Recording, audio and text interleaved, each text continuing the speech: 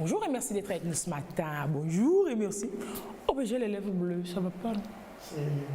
Bah si, c'est normal. Non, c'est les... Oui, c'est mon corsage qui...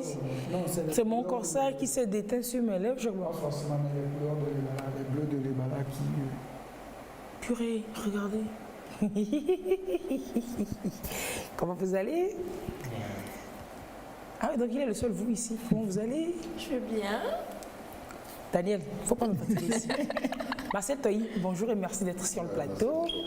C'est tout normal que vous soyez là aujourd'hui. Parce que voilà, bon, je n'ai pas dit qu'on reprend du service parce que vous êtes toujours en service. Même pendant les vacances scolaires, on parle éducation, on parle voilà, enseignement, on parle élèves et parents, tout ça. Dès demain, la rentrée scolaire, effectivement, officiellement. Parce qu'il y a des écoles qui ont commencé déjà il y a quelques jours. Ouais. Mais officiellement, il y a 2 semaines. 2 semaines, certaines écoles ont commencé il y a 2 semaines, certaines la semaine dernière.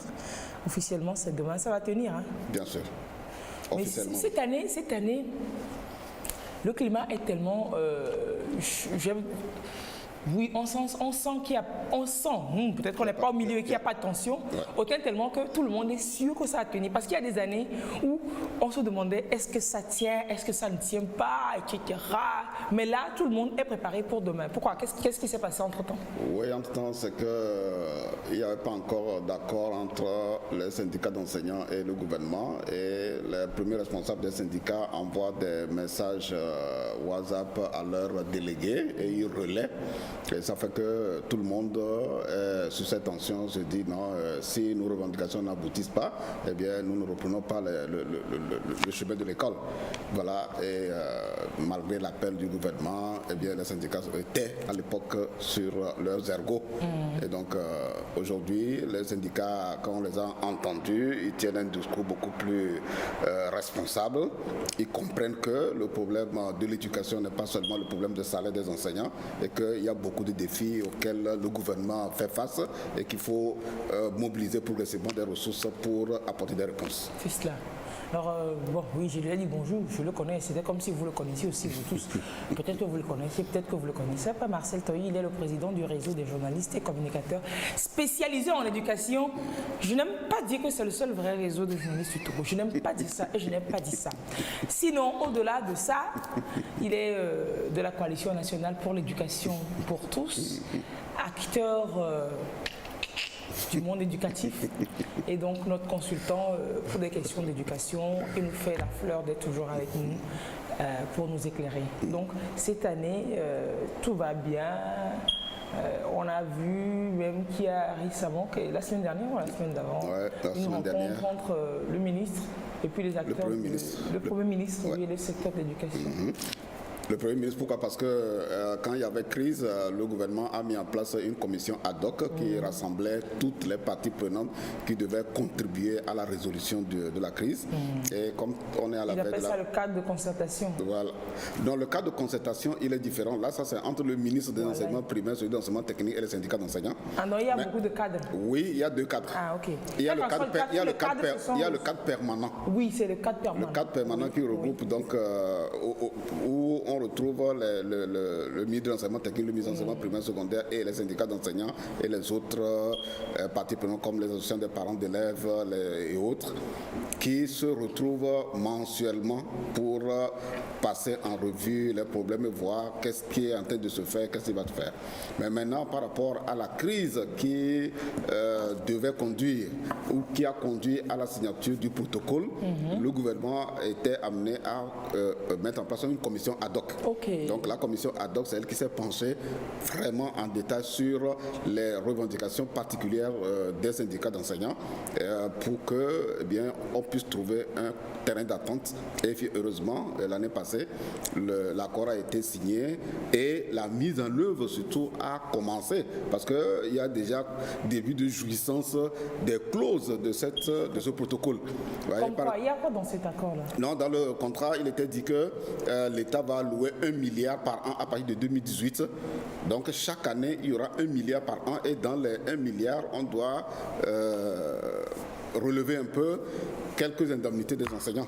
Alors, dans 2018, ça n'a pas été possible pour l'État parce que vous savez que quand le politique décide, il faut que l'Assemblée vote le budget. Voilà, il faut que tout soit légal. Exact. Donc, ça fait que c'est en 2019 qu'on a cumulé pour que les 2 milliards, donc le milliard de ils ont eu 2018. pour 2018 et 2019. 2019. Les enseignants, ils ont marché ici et puis après, quand ça est devenu gras, là, ils n'ont plus rien dit. Tous mes amis enseignants, je vais avoir mes arriérés. C'est toujours comme ça partout. Ah, mais c'est toujours. Ah oui, donc on leur a donné pour 2018 et puis 2019. Oui, c'est normal, c'est le respect d'un engagement. Donc, comme ils n'ont pas pu le faire en 2018, il faut Quand on dit 2 milliards, c'est pas 2 milliards. par personne. c'est pas 2 milliards par personne, bien entendu. Oh non. Si on prend le nombre d'enseignants, Et donc, ils ont... Et donc, bon, selon la catégorie, si par exemple tu en as 2 ou en as 1 par exemple, par an, sur ce qui est donné, tu peux avoir autour de 70 à 80 000 par exemple sur ton salaire. Par an ou bien par mois? Non, par an. Oh, ok, oui. Mais c'est le nombre d'enseignants, voilà. Tu vas attaquer tes pauvres. Comme ça, là, c'est fini depuis. Je ne l'ai plus, là, c'est fini depuis. Ah, ok, donc c'est autant d'engagements c'est pris, ça, pris autant par d'engagements. l'État qui ont commencé par être mis en œuvre. Exact, c'est ça. Et qui donc c'est ça qui a décrit la rassuré. situation. Et les premiers responsables des syndicats ont compris que au-delà des revendications salariales, il y a aussi d'autres corporations d'éducation qui aussi ont besoin du soutien de l'État.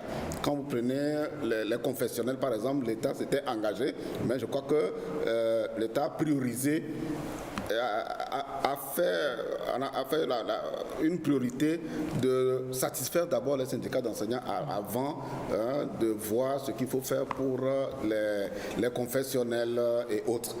Vous voyez? Donc c'est tout cela qui a contribué à faire comprendre aux premiers responsables des syndicats que en dehors des salaires et autres, il y a vraiment beaucoup d'autres défis que l'État doit relever en mobilisant davantage ou bien en augmentant davantage l'enveloppe allouée donc, au secteur de l'éducation.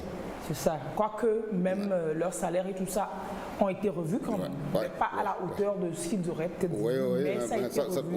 ça va aller progressivement, bien entendu. C'est clair. Donc, demain, 16 septembre 2019, la rentrée scolaire sera effective au Togo. Donc, elle ne se compte plus qu'en question d'heures maintenant. Qui se rappelle le premier jour de classe chez vous? Ils sont tellement jeunes. Normalement, vous devrez vous rappeler. Qui se rappelle le premier jour De classe? Non, lui, quand il a commencé l'école. Quand on était bébé, on nous amène à la maternelle. Oui, non. Moi, je me rappelle qu'à l'époque, on m'a pas passé par le préscolaire, donc on était directement au CP1. Là encore, c'est mieux. J'ai profité de la récréation pour fuir. Là, Parce qu'on m'envoie dans un environnement où je vois beaucoup d'élèves, je n'étais pas habitué. Donc, il a profité de la régression. je dis non, je ne vais pas rester ici. c'est pas pour vous. Non. Et vous êtes rentré à la maison? Non, je suis rentré à la maison. Vos parents Mais vous quand ma maman s'est rendu compte, elle a rendu compte à papa, on m'a confié maintenant à une maîtresse. Eh oui, donc. C'est ça dit. J'étais à l'aise. J'étais à l'aise. Ouh là là. Donc vous avez quand même passé le premier jour là. Oui, à la maison. Donc j'ai fait demi-journée. Il a fait demi-journée. C'est lui qui a engagé sur les questions de l'école. C'est ça. C'est ça. C'est lui qui a fait le premier jour de l'école. C'est lui qui reste à l'école. Même à vacances, il dort en classe. Bon, c'est peut-être aussi parce qu'on ne lui a pas, on l'a pas préparé, on lui a pas expliqué les choses. Donc, il s'est retrouvé dans un environnement où il se dit non, mais c'est un guet-apens ou quoi? Vraiment, un vrai guet-apens. Ces gens-là, ils veulent m'avoir. Voilà. Oui, c'est aussi pour ça que les enfants, on les envoie au préscolaire. Voilà, c'est ça. Pour commencer à se familiariser. C'est ça. Le Le début de la socialisation de l'éducation commence par là. où on lui apprend à s'intégrer au groupe, à être dans le groupe et à apprendre des choses merveilleuses. C'est pour ça qu'une bonne salle du préscolaire, c'est vraiment des décorations très attractives pour l'enfant. C'est un discours rassurant que la jardinière ou bien le jardinier d'enfants, parce qu'aujourd'hui il y a beaucoup Il y a des jardiniers aussi, oui. C'est ça, c'est tout ça qu'il faut pour que l'enfant accepte de rester et de faire de l'éducation vraiment une passion. Oui. Et là, il peut facilement vraiment rester dans le système jusqu'à obtenir tout ça. Et ne pas fuir le premier jour comme un À la récréation, je ne peux pas faire comme Marcel Toy. J'imagine. Non, mais et puis j'étais loin de m'imaginer ça. Il dit, j'ai profité de la récréation. Oui, non. Et puis il a choisi le verbe le mieux, le juste verbe. Il a fui, il n'est pas rentré à la maison, il a fui. Mais clairement, il n'a pas dit j'ai profité pour rentrer à la maison. Non, mais il savait déjà que ce n'était pas l'heure de la fin. Voilà. Donc, c'est quand il était là, depuis l'enseignant devait parler là, il le regardait et dit ça parle seulement. Tu ne sais pas ce qui t'attend. Tu ne sais pas ce qui t'attend. Alors, il parle. Sinon, les enfants, c'est pas ce qu'on fait. Il ne faut pas fuir demain. Non, il ne faut pas fuir demain. Et pour qu'il ne fuit pas demain, on va en parler tout de suite. C'est pour ça que Marcel a une rencontre cet après-midi, c'est ça? Sur la préparation qualitative de la rentrée scolaire. On en parlera, le rôle des parents dans l'affaire. Donc, personne d'entre vous se rappelle son premier jour de rentrée, mais c'est hier là. Moi, j'ai fait la maternelle, donc tout ce dont je me rappelle, c'est que avant de partir de la maison, on te fait de la gourde, de la bouffe. Il y a du jus dedans, tout ça, et tu mets ton petit sac à dos. C'est la bouffe qui retient. C'est ça que moi je retiens. Donc, je crois que le papa c'était au maternel, mais on était parti avec une roue de voiture, un pneu. Oui, c'est pour les activités. Un pneu usagé pour l'activité. Bon, ça m'est resté à l'idée. Le premier jour de la on rentrée. sautait dans les... Voilà. Lui, c'est ce qui retient. Tout ce que je peux dire, c'est que quand je voyais les autres enfants pleurer à la rentrée, je ne comprenais pas. Moi, je ne comprenais pas. Puisque moi, j'étais déjà dans le système depuis la maternelle. On est arrivé au CP1, je vois les gens. On amène des enfants qui pleurent, qui veulent retourner à la maison avec leurs parents. Oui, quand tu vois des petits Marcel, c'est ça. Comme on a dit, eux, c'était leur véritable premier jour. Mais toi, tu es allé t'intégrer en maternelle, t'amuser, voilà, te sociabiliser. C'est pas du luxe. Hein. Oui, mais Marcel, on envoie aussi les enfants en maternelle, quoi, à 2 ans et demi. Oui, c'est à partir du moment où, parce qu'il y a 2 conditions, il faut que l'enfant quand même commence par parler. Oui. La deuxième condition, c'est de voir ce que les tests de l'État ont prévu en termes d'inscription d'un enfant au préscolaire. Si l'État dit que c'est 2 ans révolus, ça veut dire qu'il y a un programme pour cet enfant de 2 ans. Si l'État dit que c'est 3 ans révolus, il faut savoir que l'État a prévu un programme d'enseignement pour cet âge-là. Voilà, pour cet âge-là.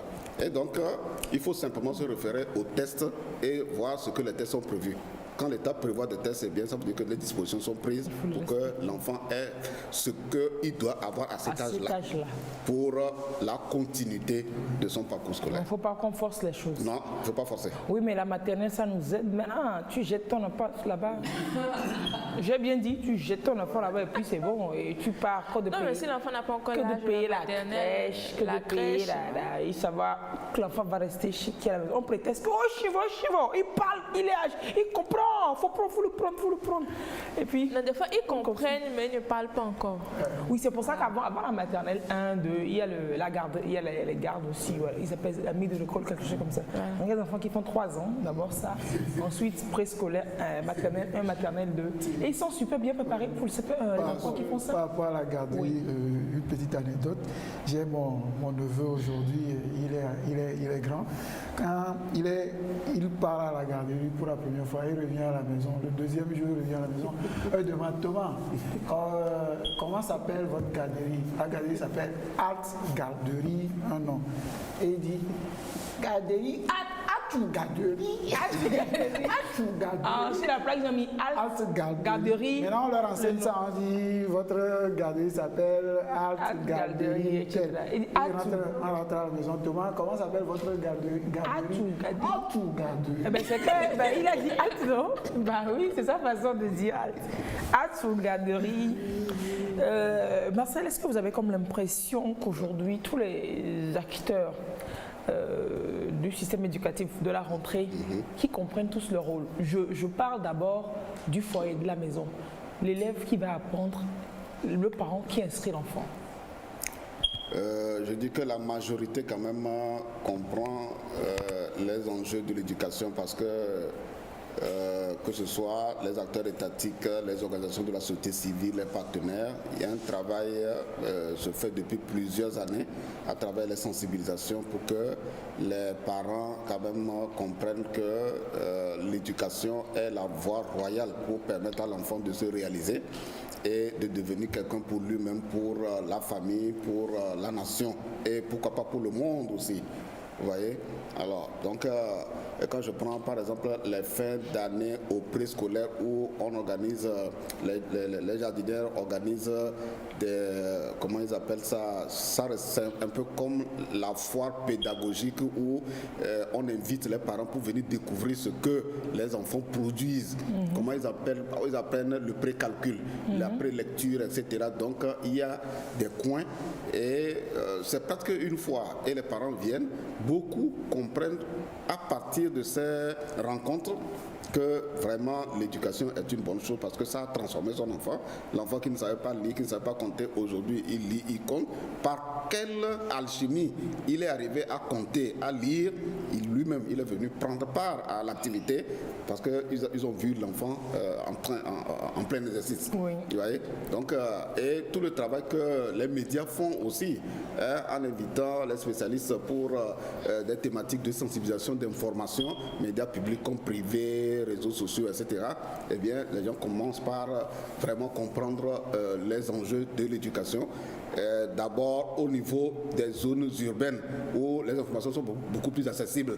Maintenant, c'est au niveau des zones rurales qu'il y a encore un grand travail à faire pour que les parents comprennent que ce n'est pas un travail sur l'enfant à faire à un niveau du parcours scolaire, mais ça doit se poursuivre jusqu'à ce que l'enfant ait le diplôme qu'il faut et puisse s'insérer dans la vie professionnelle et pouvoir se réaliser. C'est cela.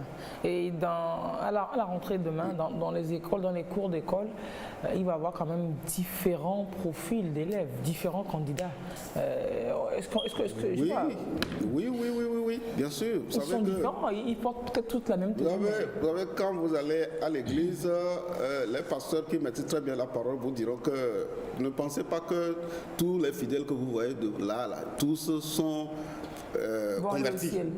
Convertis déjà. Oui, ils sont ainsi bien sapés, mais... Très bien. Voilà. De la même manière que Satan était allé devant Dieu et dit d'où tu viens, il dit que moi je suis allé faire le tour du monde, etc.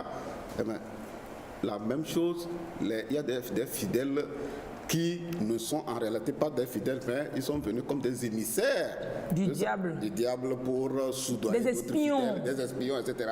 De la même manière, dans l'environnement scolaire, quel que soit l'environnement scolaire, tu vas voir deux catégories d'élèves. Deux catégories. Oui, deux catégories qu'on appelle, mais à vue d'œil, tu ne peux pas le savoir. Hein. C'est clair. C'est ça. Il y en a qu'on appelle... Il y a un autre nom qu'on leur donne. Il y a ce qu'on appelle les candidats scolaires et les candidats non scolaires. Les candidats scolaires, c'est ceux-là qui ont conscience de ce qu'ils sont venus, ce pourquoi ils sont venus à l'école. Les autres, ils donnent l'impression d'être à l'école par contrainte. Les aventuriers. Les aventuriers, voilà. Ils donnent l'impression de venir pour faire plaisir, par exemple, peut-être à papa ou à maman. Donc, eux, si tu ne fais pas attention et tu collabores avec eux, sois sûr qu'ils vont te tirer vers le bas. Et donc, c'est pour ça qu'on dit qu'il y a des candidats scolaires, des candidats non scolaires. La preuve, quand certains, ils viennent 2 fois, par exemple, sur 5, 2 jours sur 5, n'allez pas me dire que c'est un vrai élève Voilà, il y a un problème. C'est un élève fake. Très bien. Fake élève. Voilà, c'est ça. Donc c'est pour ça qu'on parle de deux types de candidats, les candidats scolaires et les candidats non scolaires. Mais là, à Et quel donc, signe on le connaît au-delà de venir 2 jours sur 3, 2 jours sur 5, etc. non, il y a comment ça s'appelle la Parce fille qu'il de faut qu'on les présidence. évite. Il y a pas la fille de président, vous pouvez le savoir. Oui. Et maintenant, au niveau des évaluations, eh ben, si on fait des évaluations et puis on voit la courbe de ces notes qui, au lieu de s'améliorer, les courbes baissent la tête, comme on le dit, baisse l'échine, eh bien, il faut savoir qu'il n'est pas prêt. Celui-là, il ne veut pas vraiment évoluer, il n'est pas venu pour réussir. Il est venu juste pour combler le nombre dans la classe et entraîner les autres dans l'échec. Non, mais est-ce qu'il a conscience de ce qu'il fait? Peut-être qu'il a un souci. Voilà, Peut-être que justement. c'est pas comme s'il avait écrit Très un bien. projet de je ne veux pas aller à l'école et je vais entraîner les autres. Bien, Non. très bien. Tu as touché le point d'attention. C'est-à-dire qu'il y a, quand on dit environnement scolaire, les responsables de l'école doivent faire quoi? Ils doivent amener les élèves à ce qu'on appelle à élaborer ce qu'on appelle le projet scolaire et le projet professionnel. Voilà. Et comme tu le dis, ces jeunes, c'est pas qu'on ne peut pas les récupérer. Non, on peut les récupérer. Quel qu'il soit, même si c'est un drogué, on peut le récupérer. C'est clair. Oui, maintenant pour le récupérer, il faut avoir un entretien individuel avec lui. Il faut avoir un entretien individuel. C'est pour ça que c'est important. Si vous ne pouvez pas avoir, par exemple, un psychologue de l'éducation au sein de chaque école, ou au sein d'une circonscription pédagogique, comme à Dakar ou dans toutes les écoles, il y a des assistants sociaux. Dans toutes les écoles. Bien sûr. Vous voyez, là-bas, quelqu'un sort de là, il est recherché. Ici, les assistants sociaux sortent, ils se cherchent. Vous voyez le problème? Là-bas, on les recherche. Ici, ils se cherchent. Quel que soit le cas, il y a de la recherche dans les...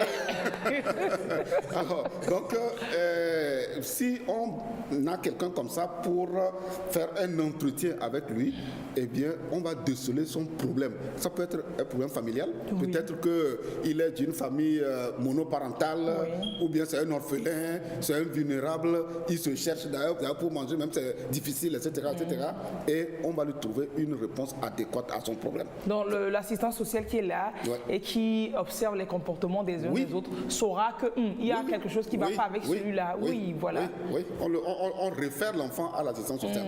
Maintenant, il y a des chefs d'établissement, des enseignants qui font office d'assistants sociaux parce que eux aussi, ils observent, ils ont de l'expérience un peu, ils observent les élèves, ils se disent non, cet enfant-là, eh bien, s'il se comporte comme ça, eh bien, ça veut dire qu'il y a un problème.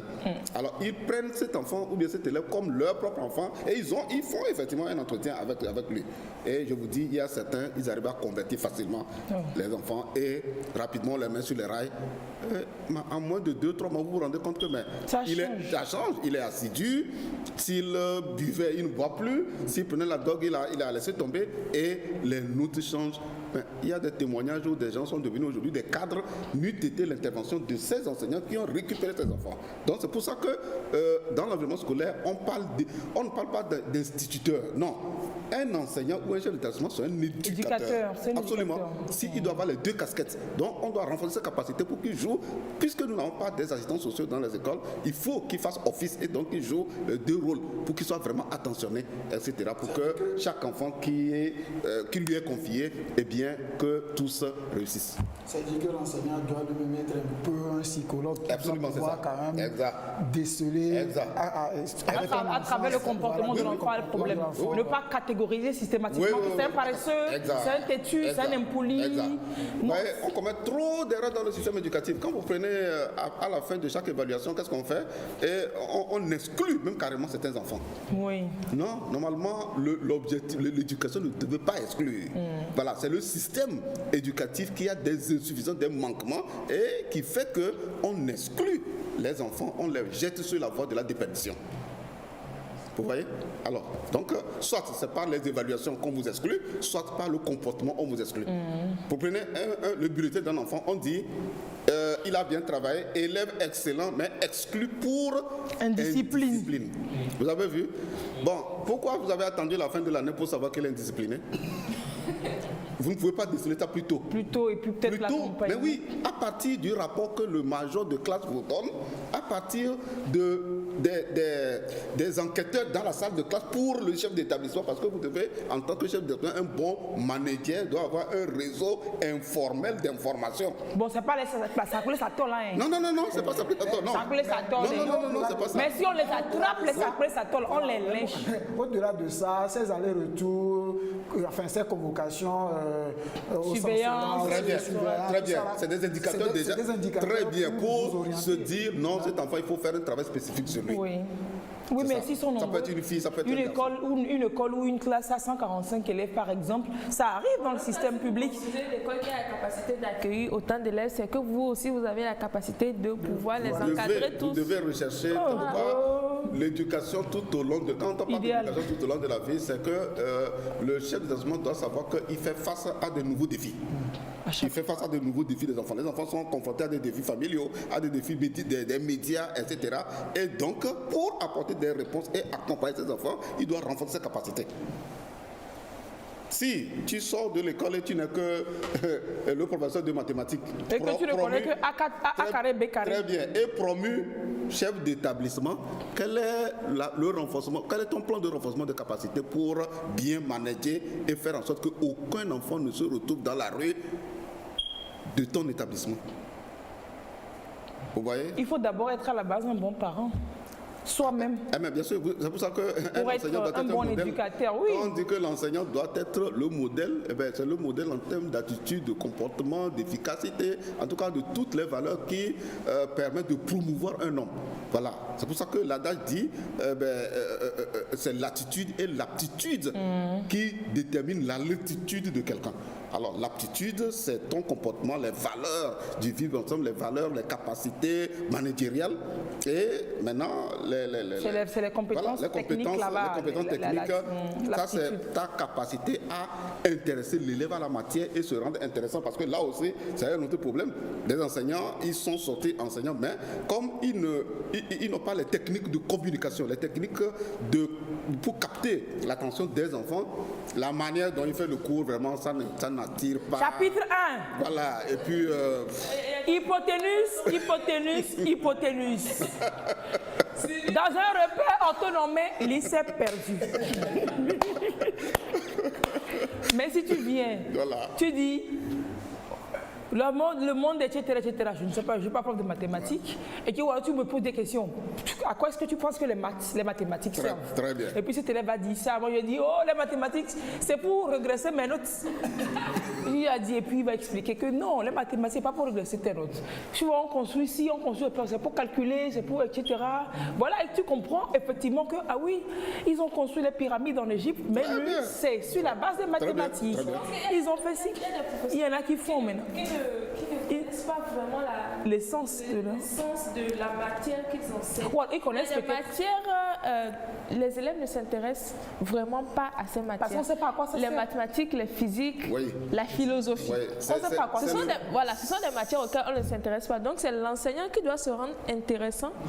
Ou alors nous dire à quoi nous sert que dans la vie, dans ta vie, Voilà. tu auras forcément besoin de ça. Ces mathématiques. Il nous donnait son exemple que dans la vie aujourd'hui, lui là, il sait. Voilà quoi. Moi, ce n'est qu'en terminale que j'ai compris les maths. En terminale que j'ai compris les maths. Et si j'avais eu un tel professeur Très bien. depuis la classe de 3e, Ouais, c'est je ça. pense que j'aurais fait ça. une filière scientifique. Scientifique. Parce que tu as adoré l'enseignant. Oui, était OK. l'enseignant, quand on a commencé, j'ai eu 3 de moyenne en maths. Le Moi, premier ça semestre. suffit pour que je sois première de la classe. Il me dit, il dit c'est pas possible qu'il ait des élèves qui aient de telles moyennes, qui ne peut pas faire un devoir et quelqu'un va avoir 0. Tu vois ça. C'est pas possible. Donc il a pris. Ça, c'est Oui, c'est enseignant. enseignant. Il a pris tous les nullards de la classe. Waouh. Nul en maths. Bah oui, Oui, les nullards en Nullards maths. en maths. Il a pris tous les nullards en maths. Il nous faisait des cours de renforcement les après-midi, gratuitement. Oui. Il nous faisait des cours de renforcement les après-midi. Oui. C'était pas obligatoire. Tu veux comprendre, tu viens. Voilà. Et systématiquement, c'était nous, ces nullards-là, c'est nous seulement qu'on interrogeait pendant les cours de maths pour aller au tableau, pour traiter les exercices. Parce qu'il sait que oui, on a besoin d'apprendre. Et finalement, j'ai remonté la pente très rapidement. J'avais 16 de moyenne en maths. T'as 16 en maths. 16 en maths. Et le premier en maths, il était fâché. Parce que lui aussi, il avait 16. Nullissimissira. Lui aussi, il avait 16. Donc, C'est quelle conclusion? c'est 16,50. Donc, en fait, la conclusion à ce qu'elle dit, c'est qu'aucune matière n'est bête noire. Voilà. C'est fonction de l'enseignant qui prodige, qui dispense. Ah oui, donc de 3, vous êtes remonté à 16 en maths. Ça, c'est une vraie remontada. Même ma prof de philo en terminale, mais c'est-à-dire qu'on avait philo les lundis matin à 7 h. Donc, imaginez un cours de philo. Déjà, moi, lundi matin, je n'aime pas. Mais la prof, elle philo en est plus. super intéressante. Elle nous faisait rire. Donc, les lundis matin, il n'y a pas d'absent. Il n'y a pas tout le monde vient. Tout le monde vient. C'est comme ma prof d'espagnol aussi, qui nous faisait le cours en chanson. On a appris l'espagnol à travers des chansons. Voilà, c'est ça. Tu vois, c'est l'approche de l'enseignant. C'est l'approche. Les mathématiques, c'est des jeux. Tu veux intéresser l'élève aux maths et sciences et tu prends l'exemple de Foufou Mix, n'allez pas trop loin. Tu dis, mais Foufou Mix, c'est un monsieur qui a fait la F4 à l'enseignement technique et aujourd'hui, il a créé. Et tu démontres par plus que si l'Amérique domine le monde aujourd'hui, c'est avec les sciences et les technologies. Les matières de compétitivité, c'est comme ça on les appelle. C'est ça. Et donc, il faut aller vers, il faut aimer. Et tu prends une étude que nous avons faite par exemple pour démontrer que 73% des étudiants dans les 2 universités du Togo optent ou se sont inscrits dans des filières moins porteuses. Administration, droit, art, lettres. Anthropologie. Quand tu lui dis ça, est-ce qu'il veut chômer demain? Ou bien c'est comment? Et donc, il veut avoir son diplôme et puis il attend. C'est ça. Il faut tu as renseigné de cultiver. Quels sont les enjeux? Comment les choses sont en train de tourner rapidement là? Voilà. Et donc, quand tu lui donnes à partir de ces exemples, il comprend que s'il rate les maths là, non. C'est fini pour lui. Demain là, ce ne sera pas bon pour lui. Hein. Voilà. Parce que les données d'aujourd'hui, c'est les sciences et technologies. Ça, il n'y a même pas. Maintenant, est-ce que c'est dans les écoles de formation d'enseignants que ça manque, leur enseigner ces approches intéressantes? C'est à partir de là. Il faut qu'on leur dise. C'est à partir de là que ça doit commencer. Et maintenant, comme et ça ne se peut pas. Pas systématiquement. Et maintenant, comme on leur donne des renforcements de pédagogie, c'est ça qu'on appelle la formation continue. C'est au cours des formations continues qu'il faut aussi renforcer leurs capacités et leur dire le message qu'il faut transmettre aux enfants. C'est ça. Parce que si tu viens sincèrement en classe, bonjour, je m'appelle Marcel Toyi, je suis votre enseignant de mathématiques. Premier chapitre, hypoténuse. Et puis mon cœur, ça fait... On sent que hypoténuse a traumatisé l'histoire. Ou alors, l'enseignant est en mode douleur. L'enseignant, son prénom, c'est douleur. Quand tu le vois. Il vient, il a le visage façon, et puis il veut nous terrifier parce qu'il veut pas. Il y a des enseignants qui sont contents quand les élèves n'ont pas de bonnes notes. Non, sérieux. Et c'est pas que c'est juste qu'à l'université. Moi, récemment, l'année dernière, j'ai eu un exemple, j'ai eu une expérience super, giga, méga douloureuse d'un enseignant qui se réclame, genre, il a dit en salle qu'il a corrigé la copie. Je vais dire la matière qui fait ses droits commerciaux, qu'il a corrigé la copie. Et puis quoi? Il a corrigé la copie d'un élève, que l'élève avait eu 16, il n'a pas pu dormir. Qui s'est réveillé par combien de fois qu'il a recorrigé la copie. Ce n'est que quand il lui a donné 12 qu'il a retrouvé le sommeil. Monsieur, vous êtes un sorcier. C'est pas fini. De toute façon, c'est un gars terrible, il paraît donc. Je me suis apprêtée en sa matière. C'était même pas une matière fondamentale pour moi. J'ai pris ces précédentes épreuves, j'ai traité les épreuves avec même un enseignant de la même matière. Il était à l'université de Cara. Mais j'ai traité plein de sujets de lui, quoi. J'ai fait des recherches. À l'examen, c'est un de mes sujets traités qui est arrivé. Un sujet là, j'ai dit ouh. Ça c'est Zovi de loin. Oh, Zovi de loin. Mais non, je m'assois, mais j'écris. Les notes sortent après, sur le tableau. Bon, les camarades envoient parfois en photo dans le groupe WhatsApp. Je vois, est-ce que c'est 16 que j'ai? Mais je cherche, je ne trouve pas un à côté du 16. Non mais sérieux, il m'a donné 6. Non mais j'ai pris la copie sur des trucs, il met bien, il coche bien, vu, et puis j'ai 6. J'ai réclamé, mais on m'a dit non, tu sais, il ne faut pas aller deuxième année. Il m'a mis 6. J'étais en courroux. J'ai laissé tomber. C'était une matière à reprendre. L'année suivante, en année supérieure, j'ai repris cette seule matière qui me restait. Même matière fondamentale, quoi. J'ai eu 15, 16 dans même matière de base. Mais cette petite matière-là, sérieux, non. Et je reprends l'année suivante. Pour avoir combien? Et il propose encore 2 épreuves au choix. Et le même sujet que j'ai traité, le même sujet revient. Je traite. Cette fois, il me donne 1. C'est la technique de cet enseignant. J'ai fait cette même matière-là. Mais sérieusement? Chaque année avec cette même matière. La même épreuve revient chaque année et les élèves, les étudiants ne réussissent jamais. Je ne comprends pas. C'est au Togo ici. Mais c'est pas une anecdote, je l'ai vécu. Mais il me met 1, j'ai dit non, excusez-moi, mais ça dit que dans ce que j'ai mis pour avoir 6 l'année passée, j'ai oublié. Mais en droit, tu descends l'introduction, tu fais le plan en grand 2AB, grand 2AB, et la feuille et le bic. Mais il m'a allez. Non, l'encre prend combien? La note 0,50? Non, sérieux. La feuille prend 0,50. Et mon effort personnel, je prends combien? Il n'est pas le seul au Togo. Non, ça vous dit qu'il y a de ces enseignants, sérieusement, que les élèves ratent de lyncher. Bon, bref. Non, sérieusement. Tu fais ça, nous. Je suis une vieille peau, une vieille carcasse qui est là, et puis j'ai un mental assez fort, mais je l'ai digéré très difficilement. C'est normal.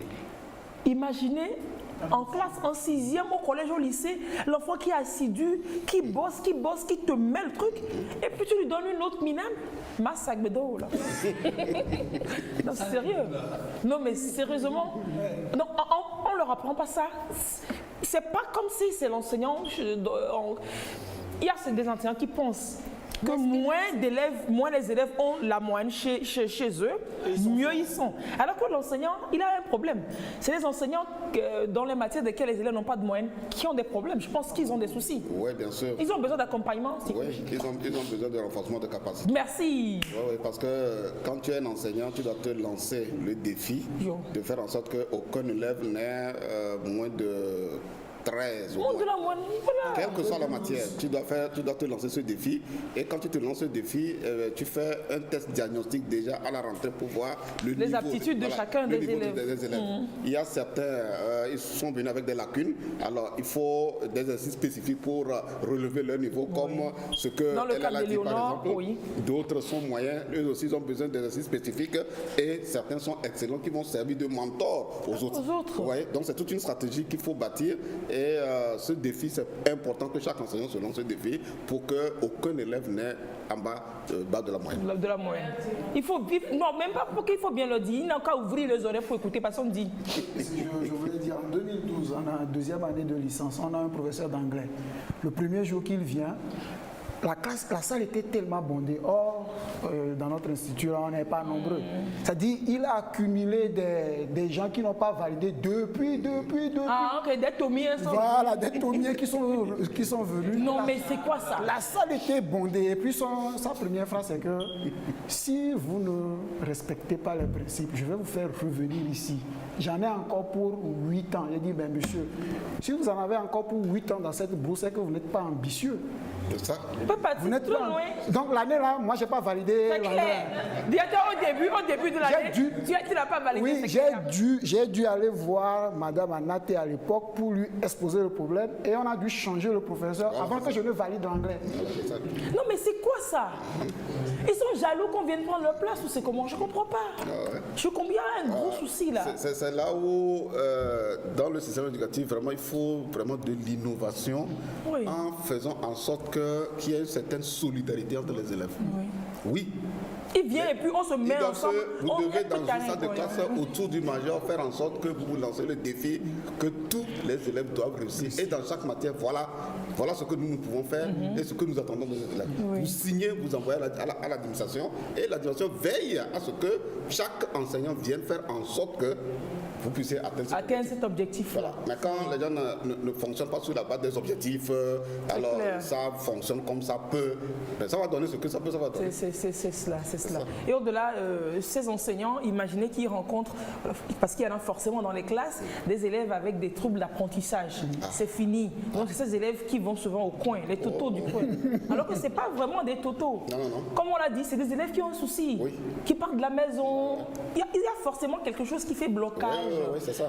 Et donc il faut que vous qui êtes de la société civile, que vous insistiez sur le fait que les enseignants soient sensibilisés à ces troubles d'apprentissage, surtout dès les classes primaires et collèges, pour accompagner les élèves. Parce que sinon, ça ne sert à rien. Ils vont se gosiller là. Et puis, Dieu n'a qu'à les foudroyer, quoi. Non, quelqu'un qui a la mauvaise foi, quelqu'un qui veille, travaille, et toi, tu vois que moi, j'ai fait la fac, je n'ai jamais eu 16 dans cette matière, je suis enseignant, qu'est-ce qu'elle veut me prouver?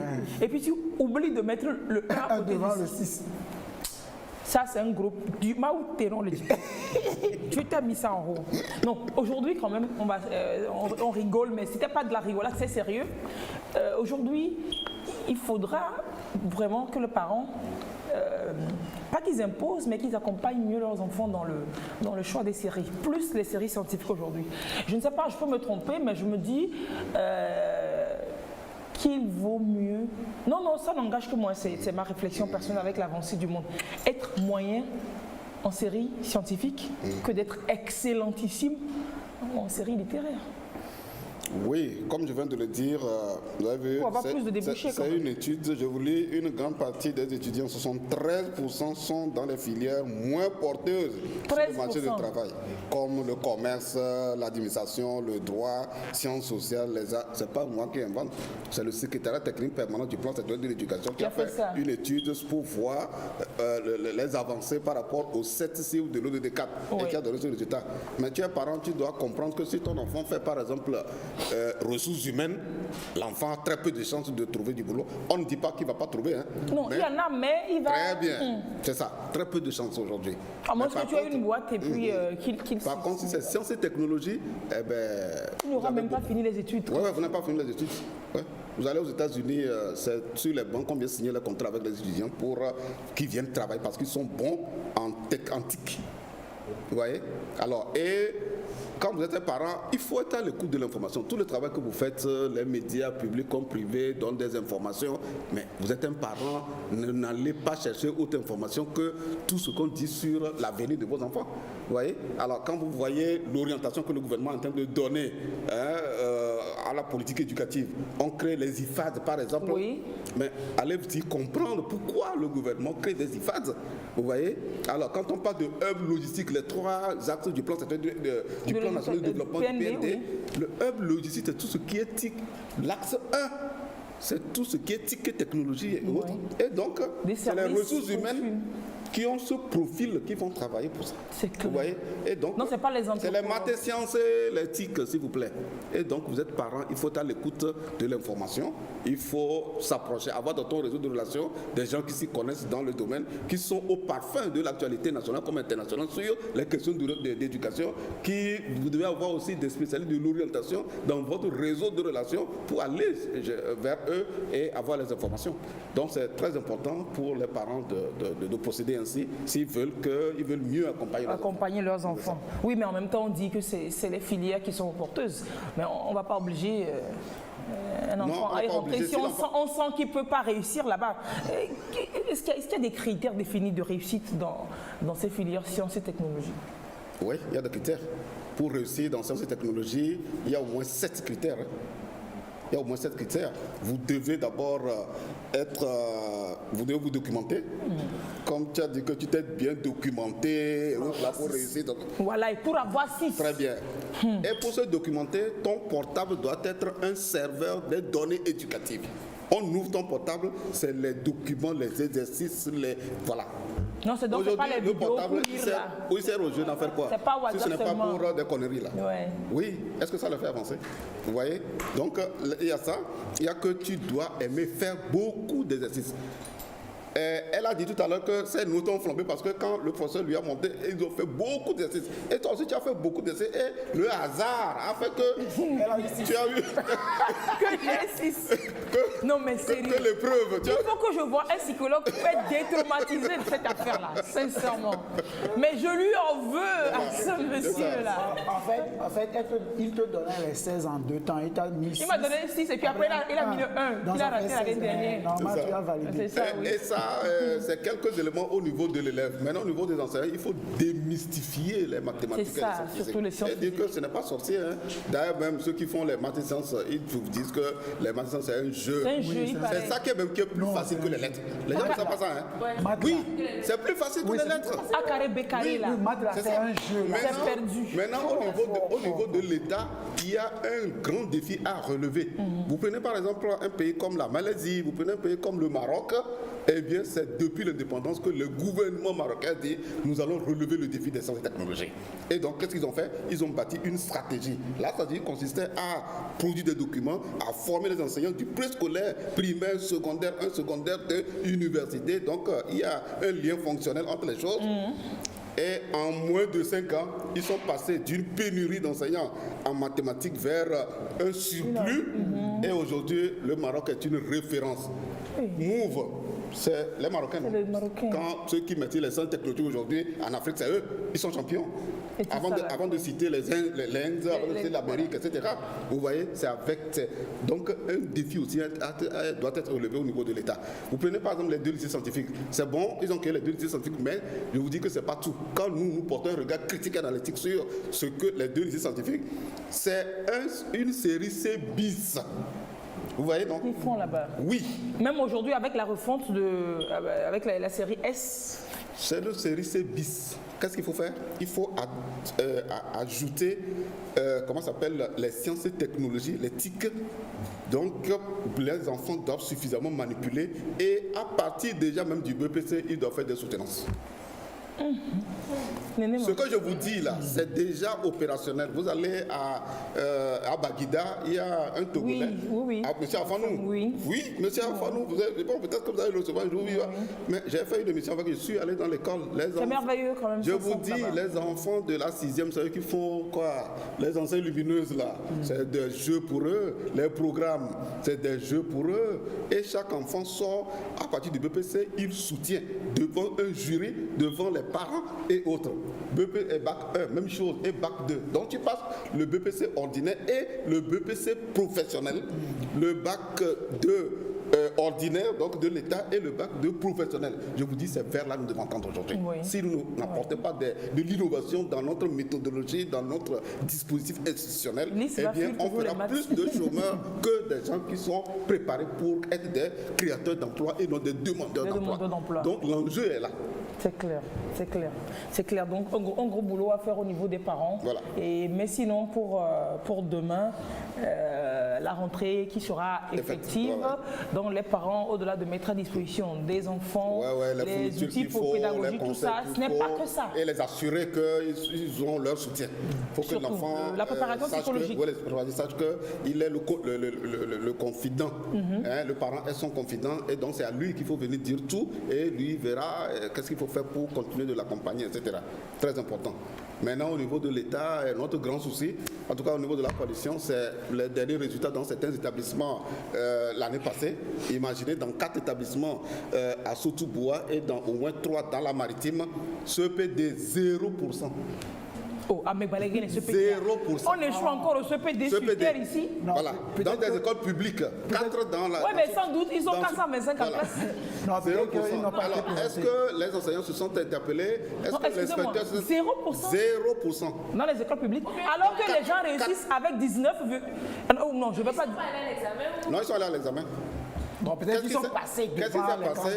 On n'en parle pas. Est-ce qu'on a interpellé les gens? Est-ce qu'on les a mis sous ordre? Oui. Est-ce que quelque chose a été fait? Mais l'enseignant de la classe qui a eu 0% à l'examen, mais on l'interne et puis on le soigne pour un mois et puis on lui pose des questions. Ben, c'est clair.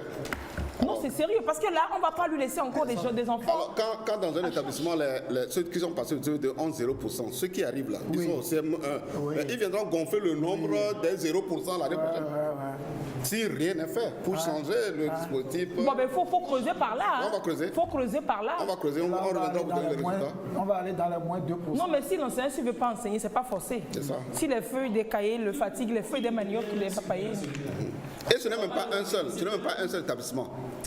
4 établissements. dans Sotobois, dans la région centrale, et au moins 3 dans la maritime. Même dans la maritime. Bien sûr, tu es bien dans la région de Sotobois.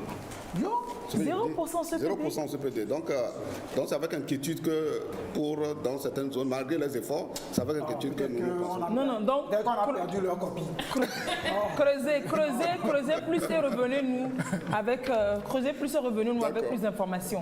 Merci. Donc ce soir, cet après-midi, vous avez oui, nous avons une des conférence, échanges, ça une c'est dans conférence. notre église où nous allons entretenir les apprenants sur la préparation qualitative de la rentrée et la préparation qualitative d'un apprenant.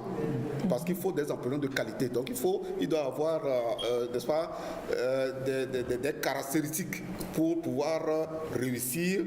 Il y a qu'on doit lui apprendre comment on mène une vie au sein de l'école, dans l'école, la vie de l'école, et comment on mène la vie à la maison et dans la communauté. Donc l'école de la vie.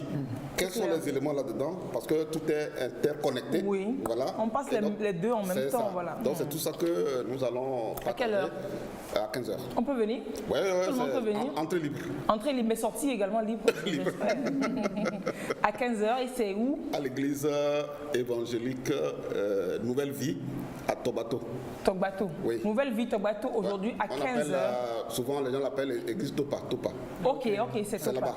Donc à Topa, aujourd'hui à 15h, apprenants, parents, allez discuter, échanger. Et puis voilà, on dit souvent que la réussite à la fin de l'année scolaire se prépare dès le premier jour de la rentrée. Là, on va se prépare à quelques heures de la rentrée, à la veille de la rentrée. Tout de suite, l'émission continue, on va souffler. Marcel, merci. Merci à vous. Président du réseau des journalistes et communicateurs spécialisés en éducation. Le seul, qui, au premier jour de l'école, a profité de la récréation pour fouiller la classe. Et puis il est de la Coalition nationale pour l'éducation pour tous, la coalition qui a représenté le Togo aussi récemment à cette conférence de mobilisation des fonds à Dakar. Merci pour tout ce que vous faites pour l'éducation. Très belle journée à vous. Merci. Et à cet après-midi, on va souffler et on va faire un bond dans le temps. On va aller jusqu'en 1946.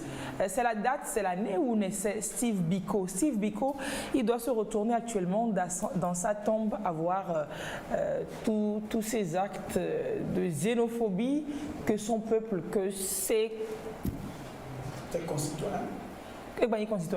Lui, il est 6 pieds sous terre.